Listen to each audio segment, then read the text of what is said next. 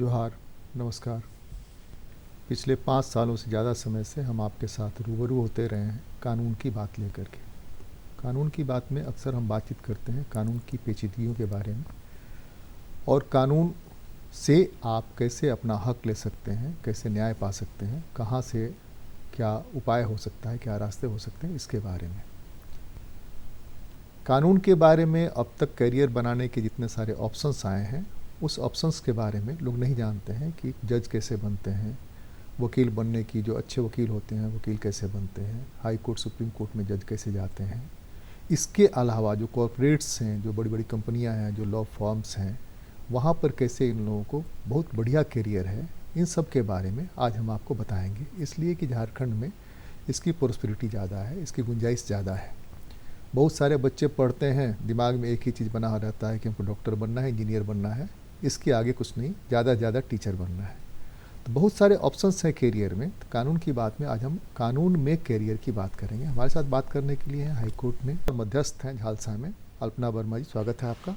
और हमारे साथ हैं सलोनी सिन्हा जो दिल्ली यूनिवर्सिटी में लॉ की सेकेंड ईयर की छात्रा हैं। आप दोनों का स्वागत है, दोनों को जोहार, दोनों को नमस्कार। सलोनी, आप ही से मैं आरंभ करता हूँ कि लॉ को करियर के रूप में आपने क्यों चुना? और कोई ऑप्शन नहीं था इसलिए चुना, या लगा कि नहीं इसमें बहुत सारा ऑप्शन है, करियर बहुत आगे जा सकता है इसलिए चुना? सर मैं थोड़ा बैकग्राउंड देना चाहूँगी अपना। मेरी पढ़ाई दिल्ली में हुई है +2 की, और मेरे फादर सिविल सर्वेंट हैं, तो बहुत शिफ्ट होते रहा है, मेरा स्कूलिंग अलग अलग जगहों पे हुई है। फिर जब और मेरी एल्डर सिस्टर जो हैं वो भी लॉयर हैं, तो जब मैंने देखा कि इनका जो लाइफस्टाइल है, वर्क कल्चर है, तो बहुत इम्प्रेसिव लगता था मुझे स्कूल टाइम से। हालांकि जब मैं मेरा स्कूलिंग मेरी कंप्लीट हुई तो मैं पहले साइकोलॉजी पढ़ने गई, जीसस एंड मैरी कॉलेज है दिल्ली यूनिवर्सिटी में।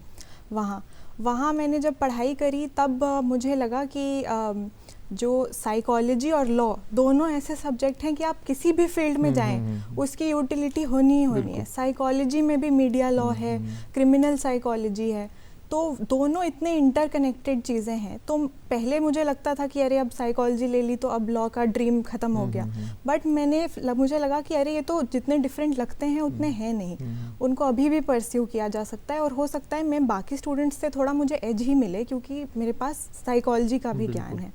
तो मैंने लॉ को फिर चुना आफ्टर माय ग्रेजुएशन। आप कैसे आई लॉ में? लॉ में ऐसे ही कर लिया कि चलो बैठे बैठाए कर लेते हैं, लॉ भी कर लेते हैं, या बहुत सोच समझ के? तो नहीं किया, मैं सच बताती हूँ। वैसे चूँकि मेरे पति भी लॉ में थे और थोड़ी शादी की बात समझ में नहीं आ रहा था कौन सा कैरियर चुनूँ, तो मैंने लॉ कर लिया। लॉ किया और अब मैं सोचती हूँ कि ये जो ऐसा एक विषय है कि आप इसमें काम थोड़ा अब समय के बाद भी शुरू कर सकते हैं। ये ऐसा करियर है कि आप यदि आपने लॉ कर लिया, आपने 25 वर्ष तक कुछ नहीं किया या 30 वर्षों तक कुछ नहीं किया, अमूमन औरतों को ये सब सर सहना ही पड़ जाता है, बच्चे हैं, ये है, गृहस्थी है। तो आप यदि थोड़े अपने विवेक का इस्तेमाल करें या अपने चीज़ों को, आसपास की चीज़ों को यदि आप समझने की क्षमता रखती हैं, तो आप ये करियर थोड़ी देर बाद भी इसमें शुरू किया जा सकता है।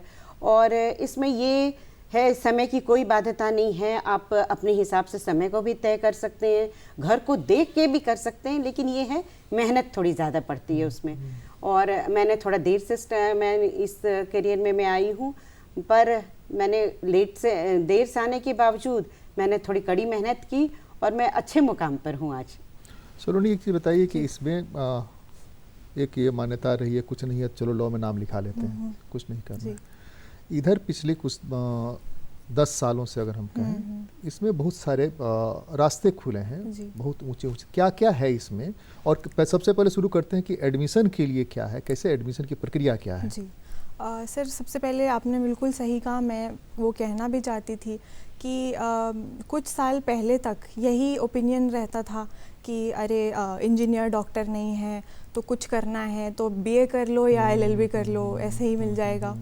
लेकिन मेरे को जब मैं पढ़ने लगी तो मुझे समझ नहीं आया कि ऐसा क्यों है, क्योंकि जब जब देश आज़ाद हुआ उस टाइम से तो जो कॉन्स्टिट्यूएंट असेंबली में लोग हैं जो वो सब लॉयर थे, ऐसे देखा जाए डॉक्टर भीमराव अंबेडकर से लेकर के हाँ, नेहरू जी तक सब लॉयर थे।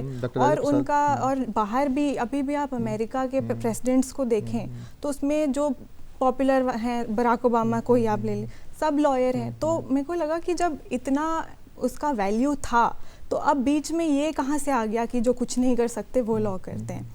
उसके बाद मुझे लगता है कि जब ये पहले जैसे IIT, AIMS ये सब का मेडिकल और इंजीनियरिंग में था, तो मेरे हिसाब से मुझे लगा कि जब बार काउंसिल ने डिसीजन लिया कि 5 ईयर इंटीग्रेटेड कोर्स बनाएं, NLUs इस्टेब्लिश करें, तो तब मुझे लगता है लॉ की इज़्ज़त एज पार एज IIT या AIMS की, ये भी एक नेशनलाइज्ड इंस्टीट्यूशन है, तो उससे मेरे को लगता है कि इज़्ज़त बढ़ी उसकी। और फिर जब बढ़ी तो नेचुरली बच्चे जाने लगे, उन्होंने एक्सप्लोर किया, तो आई थिंक उसके हिसाब से लॉ काफ़ी पॉपुलर हो गया। नहीं, मुझे जहाँ तक ध्यान में है कि बिहार में एकमात्र पटना लॉ यूनिवर्सिटी हुआ करता जी, पटना जी, में, जहाँ से correct. Law college, Patna law college से मैक्सिमम अच्छे लोग वहीं से पढ़ करके आते थे, या कलकत्ता जाते थे पढ़ने के लिए, या दिल्ली जाते थे पढ़ने के लिए। बाद में लगभग सभी यूनिवर्सिटीज़ में खुले, लेकिन वही जो मैं बता रहा हूँ मैक्सिमम वही रहा। पढ़ करके तो कहीं भी कोई भी सब्जेक्ट, चाहे वो लिटरेचर हो या कुछ भी सब्जेक्ट हो, पढ़ करके बहुत अच्छा बना जा सकता है। जी। लेकिन ये नया गुंजाइश जो करियर का आया, पहले ये करियर का गुंजाइश नहीं था। अब तो शायद ही कोई कॉर्पोरेट हो जहाँ की लीगल अफसर की जरूरत नहीं पड़ती। ये थोड़ा हमको बताइए कि इसके लिए क्या तैयारी करनी पड़ती है। जी सर, पहले तो मैं ये कुछ डाउट्स होते हैं लोगों को, तो मैं वो शुरू करना चाहूँगी कि आप कब पढ़ सकते हैं लॉ। तो उसमें एक मिनट में आपके पास आता हूँ। अभी 2 कोर्स है ना, एक इंटीग्रेटेड कोर्स है 5 ईयर का, एक 3 ईयर का है। तो ये क्या है इसमें, 5 ईयर और 3 ईयर में क्या अंतर क्या है? 5 ईयर 3 ईयर में आंसर है कि एक 12th करने के बाद आप 5 ईयर कोर्स ज्वाइन कर सकते हैं, और 3 इयर्स के कोर्स हैं आप ग्रेजुएशन करने के बाद भी जा सकते हैं। नहीं, हम ये कह रहे हैं कि जो 3 ईयर है, 3 ईयर में जो 2 हम पढ़ेंगे वो साइंस भी पढ़ सकते हैं, आर्ट्स भी पढ़ सकते हैं, कॉमर्स भी पढ़ सकते हैं, या कुछ भी पढ़ सकते हैं। उसके बाद हम एलिजिबल हो गए उसके लिए। हाँ, किसी भी सब्जेक्ट को आप ग्रेजुएशन। ये 2 साल क्या पढ़ाते हैं? 5 साल में जो 2 साल है, अभी बात करेंगे हम सलोनी से ही, 5 साल में 2 साल जो है, जो हम यहाँ पढ़ रहे थे, उसके अलावा सिर्फ लॉ की पढ़ाई कराते हैं या दूसरा कुछ पढ़ाते हैं?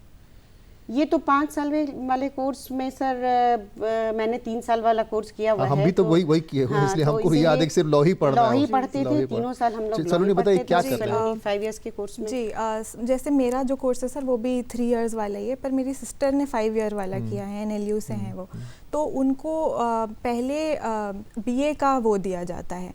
तो जैसे मेरी बहन का है, उनका BA क्या चीज़ में करेंगी? BA आपको सब्जेक्ट चूज, जैसे मेरी बहन ने चूज़ किया सोशियोलॉजी में किया है, और उनके ही कॉलेज में और भी ऑप्शंस थे, BBA भी मिलता था। तो आप बिजनेस एडमिनिस्ट्रेशन के साथ भी, तो आपको जब डिग्री मिलेगी तो हमें जैसे सिर्फ LLB मिली, उनको BBA LLB, BA LLB इस टाइप का। अब तो BSc LLB भी मिलता है कई जगहों पे, तो ये डिफरेंस है सर इसमें। एक 5 ईयर कोर्स जहाँ है तो वहाँ साइंस, आर्ट्स, कॉमर्स, मैंने जितने तरह के वो हैं सब में पढ़ाई होती है 2 साल।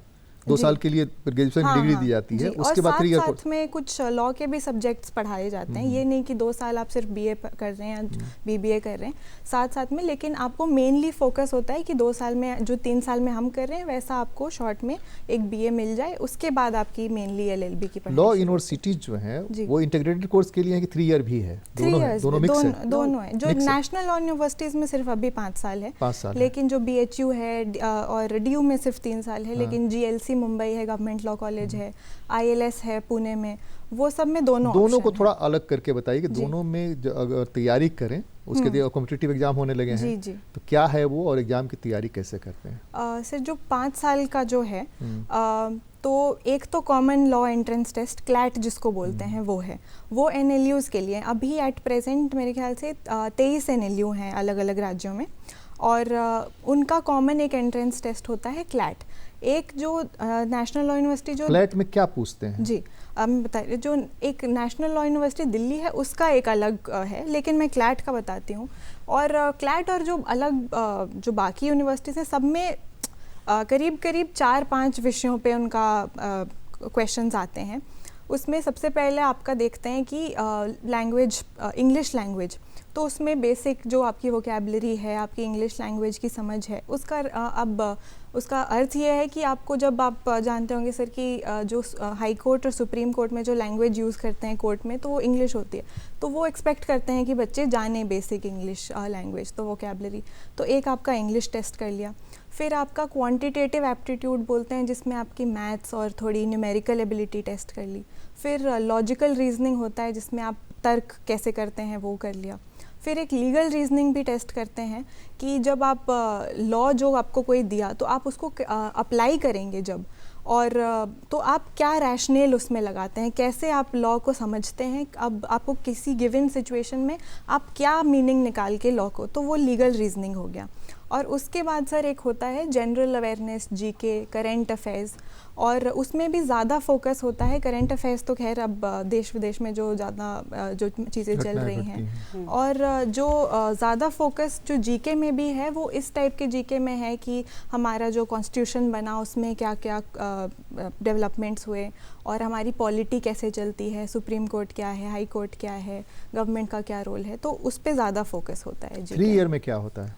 3 ईयर में भी सर एग्जाम जब लेते हैं तो सिमिलर चीजें पूछते हैं। क्लैट से ही होता है 3 ईयर? नहीं, वो 3 इयर्स का जो अलग अलग यूनिवर्सिटीज हैं वहाँ अपने पर अपना, जैसे डीयू मेरा है तो डीयू का अपना कनेक्ट। डीयू में क्या पूछा उन लोगों ने? सर एक तो हमारा ऑनलाइन एग्जाम हुआ था, तो उसमें भी सेक्शनल थे। अब सेक्शनल में आप 4-5 सेक्शन जो मैंने अभी बताए उसमें डिवाइडेड थे। जो जीके था वो बेस्ड था ज़्यादा उस पे इंडियन पॉलिटी पे कि सुप्रीम कोर्ट के पावर्स क्या हैं। थोड़े बहुत क्वेश्चंस थे जहाँ तक मुझे याद है जजमेंट्स पे, जो केशवानंद भारती, ये सब तो मिनी कॉन्स्टिट्यूशन बोलते हैं उसको। तो ये जो जानने चाहिए, जो जनरल पब्लिक को भी जानने चाहिए उस केसेस के बारे में, और थोड़ा लॉजिक, थोड़ा मैथ्स, इंग्लिश पे फोकस था काफ़ी जब मेरे टाइम पे। वो तो पैटर्न चेंज करते हैं, तो रहेगा ही, वो तो रहेगा, इंग्लिश पे फोकस था। तो ये सारी चीज़ें पूछते हैं वो। इसमें कैरियर क्या है? कैरियर सर मैं कहूँ तो हर जगह इसमें कैरियर है। आजकल लॉ का जो की आवश्यकता है, कानून जानकारों की आवश्यकता सारे फर्म्स में हो गई है। आप पहले तो स्टार्ट कीजिए कि आप यदि जिसको लिटिगेशन पसंद है वो डिस्ट्रिक्ट कोर्ट से लेके अपने लेवल पे हाई कोर्ट, सुप्रीम कोर्ट कहीं भी प्रैक्टिस कर सकते हैं। इसके अपार्ट ये सर आपकी जो बहुत सारे कॉरपोरेट लॉज हैं, कंपनीज हैं, लीगल एडवाइजर्स हैं, हर क्षेत्र में आजकल कानून जानकारों का एक अलग ही पोस्ट क्रिएट किया जाता है फॉर एवरी एस्पेक्ट। और आप और भी चीज़ जो हम लोग एग्ज़ाम्स भी की तैयारी करते हैं उसमें भी एक लॉ का सब्जेक्ट रहता ही है सर। तो अगर आप कहीं भी LLB या 3 साल का कोर्स करें या 5 इयर्स का इंटीग्रेटेड कोर्स करें, उसमें आप उसको एक अपना सब्जेक्ट बना के उसमें आगे आप एग्ज़ाम क्रैक कर सकते हैं। अपार्ट आप अपने LLB कर लिया तो LLM करके उसी में PhD करके आप कहीं कॉलेज में लेक्चरर, क्योंकि आजकल बहुत सारी यूनिवर्सिटीज़ खुल रही हैं और वह उतने भी आपको लेक्चरर्स की ज़रूरत पड़ेगी, उतनी आपकी शिक्षकों की ज़रूरत पड़ेगी। तो हर क्षेत्र में हमको तो लगता है कि एक मतलब कानून की जानकारी और कानून का एक को कैरियर बनाना एक बहुत ही अच्छा प्रोस्पेक्ट हो गया। अपार्ट पहले सिर्फ डॉक्टर, इंजीनियर और हम लोग शिक्षक की बात करते थे, लेकिन अब एक लॉ एक अलग ही स्ट्रीम है। हर कॉरपोरेट में कॉन्ट्रैक्ट से लेके कमर्शियल से लेके एक लॉ जानकार की आवश्यकता वहाँ ज़रूर होती है। और वो लोग प्रेफर करते हैं कि ये कानून मतलब 3 साल का कोर्स किया हुआ, 5 साल का कोर्स किया हुआ है। और तो मेरा कहना का मतलब था कि सर हर जगह, हर क्षेत्र में आजकल कानून आप तो सिविल सर्विस फादर हैं, आपके सिविल सर्विस में आपको फादर ने नहीं कहा या मदर ने नहीं कहा कि सिविल सर्विस में ही जाना है इसलिए कि इसका रुतबा बहुत बड़ा है? सर मेरा अभी भी मतलब आफ्टर इवन लॉ तो ऑप्शन है, जुडिशरी के एग्ज़ाम्स का ऑप्शन है, सिविल सर्विसेज का ऑप्शन। तो मेरा सर अभी फ़िलहाल अभी मैं फॉर्मली प्रिपेयर किसी कॉम्पिटिटिव एग्ज़ाम के लिए नहीं कर रही, बट मुझे लगता है जो मैंने एग्ज़ाम पैटर्न देखा है सिविल सर्विसेज वगैरह का भी, तो अगर मैं वो भी डिसाइड करती हूँ तो अगर मेरे पास लॉ का ज्ञान है और तो उसको मैं एक तो ऑप्शनल बना सकती हूँ, सिविल सर्विसेज में ऑप्शनल लेते हैं। और अगर मैं बनती हूँ एक सिविल सर्वेंट तो मेरे पास लॉ का ज्ञान जो ऑलरेडी है तो मेरे साथ के जो कैंडिडेट होंगे उनसे मैं थोड़ा ज़्यादा जानूंगी, अप्लाई करूंगी ज़्यादा लॉ। किसी भी एंगल को आप जब देखेंगे तो आप उसको एक लीगल एस्पेक्ट से देखेंगे, जो शायद किसी और बैकग्राउंड वाले को उतना नॉलेज नहीं हो। तो सर अभी मतलब ऐसा नहीं है कि मैंने सोचा नहीं है सिविल सर्विसेज या जुडिशरी के लिए, पर मतलब even if I think law करके सिविल सर्विस में जाने के बारे में आमतौर पर धारणा नहीं है। नहीं, जो हाँ, सामान्य धारणा है वो नहीं है आमतौर पर इस तरह की, इसलिए हमने पूछा ये सवाल। दूसरे हम ये जानना चाहते हैं झारखंड के संदर्भ में, अगर हम देखें हाँ, झारखंड के संदर्भ में अगर बच्चों को तैयारी करनी हो, लड़के लड़कियों को तैयारी करनी हो, जॉब में जाना चाहें, लड़कियों के लिए क्या प्रोस्पेक्ट है वहाँ पर, महिलाओं के लिए क्या प्रोस्पेक्ट है, क्या गुंजाइश है वहाँ साथ पढ़ने को, एडुकेशन या करियर में? करियर सर एक तो लॉ की जानकारी मुझे लगता है सबको होनी चाहिए, वो महिलाएं हैं मेल हैं जो भी हैं। और इवन मैं तो कहती हूँ लोगों, कंपटीशन की तैयारी क्या कैसे जी तो तैयारी के लिए जैसे ऐसे तो बहुत कोचिंग सेंटर्स भी हैं आजकल, आप हर मेजर सिटी में या बढ़िया कोचिंग सेंटर, कुछ बढ़िया यूनिवर्सिटीज, कुछ बढ़िया लॉ कॉलेज जहाँ जाना चाहें उसके लिए अगर हम तैयारी करना चाहते हैं तो जैसे दिल्ली में तो बहुत सारे कोचिंग सेंटर्स हैं, करियर लॉन्चर वगैरह आई थिंक रांची में भी खुल गए हैं बिल्कुल। तो सोर्सेज बहुत हैं, तो ऐसे मैं नहीं कहूँगी कि आप कोचिंग के बिना सक्सेसफुल नहीं हो सकते हैं, लेकिन आपको एक दिशा तो मिल ही जाती है।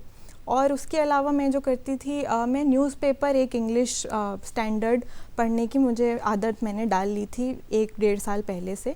उससे क्या होता था कि लैंग्वेज पे जो कमांड है, क्योंकि इंग्लिश पूछते हैं तो वोकैबलरी अच्छी होती थी, फिर करेंट अफेयर्स भी कवर होते थे, उससे एक व्यू पॉइंट मिलता था, क्योंकि न्यूज़पेपर जब आप पढ़ते हैं, मीडिया देखते हैं तो अलग अलग व्यू पॉइंट्स होते हैं, तो एक चीज़ को अलग लेंसेज से देखने का पर्सपेक्टिव मिलता था, और उससे मेरे को काफ़ी फ़ायदा हुआ था। और उसके साथ साथ जो लीगल रीजनिंग, लॉजिक, ये सब चीज़ें थी वो मैंने की थी, मेनली सैम्पल पेपर्स होते हैं ऑनलाइन, और पिछले साल में जो सवाल पूछे गए हैं प्रीवियस ईयर क्वेश्चंस वो सॉल्व करती थी मैं, तो वो प्रैक्टिस से काफ़ी अच्छा हो गया था। अल्पना जी ये बताइए कि इसमें जो करियर की शुरुआत अगर करना चाहे कोई, जैसे जेएम से शुरुआत, जहाँ तक मेरी जानकारी जेएम से शुरुआत होती है, इसके अलावा कंपनीज में लॉ अफसर वगैरह होते हैं, तो उसके लिए लोगों के दिमाग में यह बात आए कि हमको यहाँ से यहाँ तक कितने दिन प्रैक्टिस करके तब करना पड़ेगा, कहाँ से ये तय है कि इस यूनिवर्सिटी से आपने किया है तभी आपको उसमें बैठना है, आपके पास ये सारी योग्यता हो तभी बैठना है, क्या योग्यता है जिसके लिए कि जेएम वगैरह के वो सर्विस के लिए वो कर सकें? मैं बताती हूँ। पहले तो देखिए, ये जो जुडिशरी होती है उसमें 2 तरह के होते हैं, सिविल जज जूनियर डिवीज़न और सीनियर डिवीज़न। जो जूनियर डिवीज़न के जज होते हैं, जो जेएम जुडिशियल मजिस्ट्रेट जिसमें बनते हैं, उसमें ये जो वकालत की जो सीमा है वो समय समय पे कभी कभी बदलती रहती है। कभी 1 साल होती है, कभी 3 साल, और कभी कभी आजकल जैसे वो 0 है, कि आपको कोई भी अनुभव की आवश्यकता नहीं है, आपने एक मान्यता प्राप्त, ये चीज़ लोगों को ये और बच्चों की धारणा दिमाग में ज़रूर रहनी चाहिए कि कहीं से भी करें, वो अच्छे बहुत बड़े संस्थान से करें नामी, मगर वो एक मान्यता प्राप्त यूनिवर्सिटी से, गवर्नमेंट रिकॉग्नाइज्ड यूनिवर्सिटी से होनी चाहिए वो, क्योंकि उसी से आप एग्ज़ाम्स में फॉर्म भर सकते हैं, वहाँ के ही वैलिड सर्टिफिकेट्स होते हैं। और अभी जैसे मैंने बताया आपको कि जूनियर डिवीज़न के लिए कोई भी अभी फ़िलहाल अनुभव की आवश्यकता नहीं है, मान्यता प्राप्त किसी भी संस्थान से एक सर्टिफिकेट चाहिए, एलएलबी की, या वो 3 साल का हो या 5 साल का हो, और फिर आप उसमें एग्ज़ाम दीजिए। वो 3 लेवल्स पर एग्ज़ाम होते हैं, प्रिलिमिनरीज, मेंस और फिर इंटरव्यू, और तीनों को मिला के उसमें आपके नंबर जो आप क्वालिफाइंग होते हैं उसमें आप प्राप्तांक प्राप्त करते हैं तो आप जज बन जाते हैं। उसमें एक तय जो होती उम्र सीमा एक होती है, फ़िलहाल मुझे जैसा जानकारी है सामान्य लोगों के लिए 35 वर्ष और 37, ये भी कभी कभी थोड़ा बहुत ऊपर नीचे होता है। और सीनियर डिवीज़न जिसमें डायरेक्ट एडीजे बनते हैं, वो उसमें 7 इयर्स का अनुभव है, और उसकी उम्र सीमा 35 से 45 अमूमन रहती है, मगर ये जो अपर लिमिट है कभी कभी अपने हाई कोर्ट्स जो डिफरेंट स्टेट्स के होते हैं वो अपने हिसाब से उसको कभी 47, कभी 50, जैसे बिहार में हाल में 50 इयर्स तक का हो गया था, तो ये रहता है। लेकिन 35 एक न्यूनतम जो एक सीमा रहती है, और 7 साल का एक्टिव प्रैक्टिस, मतलब आपने या तो वो जिला न्यायालय में किया हो, हाई कोर्ट में किया हो, लेकिन एक एक्टिव प्रैक्टिस उसमें 7 इयर्स का एकदम एक आवश्यक होता है उसमें। और फिर उसमें भी 3 लेवल के एग्ज़ाम होते हैं सर, उसमें भी प्रीलिम्स होते हैं, मेंस होते हैं, इंटरव्यूज़ होते हैं। तो वो सारे चीज़ों को आप क्रॉस कर लीजिए और आप एक अच्छे जगह या तो जेएम बन जाइए कम समय, मतलब जब आपके अनुभव नहीं है, अगर आपने अनुभव प्राप्त करने के बाद कोई एग्ज़ाम्स देने की सोचा है तो आप उसमें डायरेक्ट एडीजे बन सकते हैं, फिर तो ऊपर ही ऊपर है सब कुछ। एक और चीज़ हम झारखंड के संदर्भ में जानना चाहेंगे, वो ये कि बड़े पैमाने पर यूनिवर्सिटीज़ खुल रही हैं और हर यूनिवर्सिटी अपने को दावा करती है कि वो रिकॉग्नाइज्ड है। स्टूडेंट्स के पास बहुत स्कोप नहीं बचता है। झारखंड के संदर्भ में, दिल्ली के संदर्भ में ये गुंजाइश है, मुंबई के जो महानगर हैं, जो बड़ी सिटीज़ हैं, वहाँ पर गुंजाइश है ये, लेकिन यहाँ पर ये गुंजाइश कम है कि कहाँ जाएं नहीं जाएं। दूसरे की सबके फी स्ट्रक्चर अलग अलग है, उसमें कहाँ अफोर्ड कर सकते हैं। ये पढ़ाई अफोर्डेबल है क्या, कि अफोर्ड कर सकता है कोई? सर एक तो अफोर्डेबिलिटी की जो बात है वो आपके परिवेश, आपके बैकग्राउंड पे भी डिपेंड करेगा, लेकिन जैसे मैं अपनी यूनिवर्सिटी की बात करूं तो एज़ कम्पेयर टू एनएलयूज़ और या फिर जो प्राइवेट कॉलेजेस हैं उससे काफ़ी कम है मेरी जो फीस है। पटना यूनिवर्सिटी में बहुत कम था। हाँ बिल्कुल। तो एनएलयूज़ जो सामान्य डिग्री कोर्सेज के लिए होते थे वैसे ही उतना ही फी था वहाँ का। बिल्कुल। अभी तो लाख, 1.5 लाख, 5 लाख, 10 लाख, 20 लाख रुपए। प्राइवेट है उसमें तो लिमिट ही कोई सीमा ही नहीं है। सरकारी वाले में कम हो गए। पहले ये तय करना है हमको कि यूनिवर्सिटीज का अंबार चारों तरफ दिख रहा है, हम कैसे तय करें कि हम इसमें जाएं नहीं जाएं। पहला तो हमारा सवाल ये है, उसके बाद हम तय करेंगे कि आगे क्या करना है। वो यूजीसी का मान्यता का वो एक लिस्ट आते ही रहता है हमेशा, उससे बच्चे को थोड़ा मालूम। हम झारखंड के संदर्भ में बताना चाहते हैं कि वो यूजीसी का लिस्ट चेक करेगा उस पर, या वहाँ पर ऑप्शन मिल रहा है, घर के बगल में है, दुमका में है, पाकुड़ में है, संथाल परगना में है, या रांची में बहुत नियरेस्ट जगह पर है, वो कह रहा है तो हम मान लिया उसको, या कोई जो बिचौलिया होता है वो बता रहा है कि नहीं बहुत बढ़िया यूनिवर्सिटी है, चलो वहाँ पर देख लो। ये तो वो कैसे तय करे कि हाँ ये मान्यता प्राप्त है? पहला तो ये है कि वो तय करे। एक तो आपने बताया कि यूजीसी का लिस्ट चेक करे, वो उसमें रहता है, ये रिकॉग्नाइज यूनिवर्सिटी के लिस्ट रहते हैं सर कि उसमें है। और मेरे समझ से ये झूठ तो नहीं बोलना चाहिए, क्योंकि वो यूनिवर्सिटी है, वो बताएंगे। बिचौलिया झूठ बोलता है, बिचौलिया हाँ, बिचौलिया तो झूठ वो बोलता ही है, है। ये तो सही बात है। तो थोड़ा बच्चों को थोड़ा इसमें ध्यान देने की बात है। नहीं, आजकल तो सब गूगल महाराज की कृपा पर निर्भर है। गूगल महाराज क्या बोलते हैं, गूगल महाराज भी सब सही नहीं बोलते हैं, ये भी मुश्किल है। तो सर आई थिंक मैं मैम से सहमत हूँ कि आपको जो यूजीसी की लिस्ट आती है, आपको अगर इंटरनेट एक्सेस है, नहीं भी है तो आप नियरेस्ट प्रज्ञा केंद्र वगैरह है, वहाँ पे आप जाके ज़रूर चेक करें। बिल्कुल आप ज़रूर उसको चेक करें कि वो है कि नहीं, क्योंकि आप लोग तो बिल्कुल बोलेंगे ही, और सर समय भी इससे जाया हो जाएगा और आपका कोई डिग्री काम का नहीं रह जाएगा। तो ये तो महत्वपूर्ण। पहले है पैसे की बात तो दूसरे स्थान पे आती है। पहले तो जहाँ हम दाखिला ले रहे हैं वो वाकई वो एक मुझे एक वैलिड सर्टिफिकेट देने के इसका सक्षम है या नहीं है, ये तो मुझे जानकारी होनी ही चाहिए। और तत्पश्चात बहुत सारे लोन वाले की व्यवस्था भी होती है, और वो बैंक भी मेरे समझ से उन लोगों को भी ये जानकारी रहती है कि अगर जो स्टूडेंट्स लोन देते हैं तो वो कुछ ऐसे यूनिवर्सिटीज़ को बढ़ावा नहीं देंगे कि जिसका सर्टिफिकेट जो है वो मान्य नहीं है। तो जैसे एसबीआई, मतलब अच्छे जो सरकारी बैंक हैं जो लोन बच्चों को देते हैं, सो वो मेरे हिसाब से वो नहीं देंगे लोन वैसी जगह को। अंतिम सवाल मैं आपसे, एक तो ये कि जैसे दूसरी पढ़ाई के लिए, इंजीनियरिंग मेडिकल के लिए या दूसरी पढ़ाई के लिए बैंक से आसानी से लोन मिल जाता है, तो इसमें गुंजाइश है क्या लोन मिलने की? जी सर, इसमें भी हायर एजुकेशन के लिए लोन एक तो पहले कॉलेजेस में भी है कि एलएलएम के लिए गुंजाइश है, एलएलबी के लिए भी गुंजाइश है। एलएलबी के लिए भी सर, आपके मतलब आफ्टर 12th जो भी है आपका 5 ईयर इंटीग्रेटेड है, उसमें भी एक तो कुछ जो कॉलेजेस हैं उसमें स्कॉलरशिप की भी सुविधा होती है, कुछ फीस कंसेशंस भी मिलता है जो थोड़े आर्थिक रूप से सक्षम है उनको। नहीं तो वो तो गवर्नमेंट यूनिवर्सिटीज है, वहाँ पर है, और प्राइवेट यूनिवर्सिटी बहुत कम है, कहते हैं लोग लेकिन देते नहीं है। मिलना मुश्किल है, वो उनका डिस्क्रिशन बिल्कुल होता है।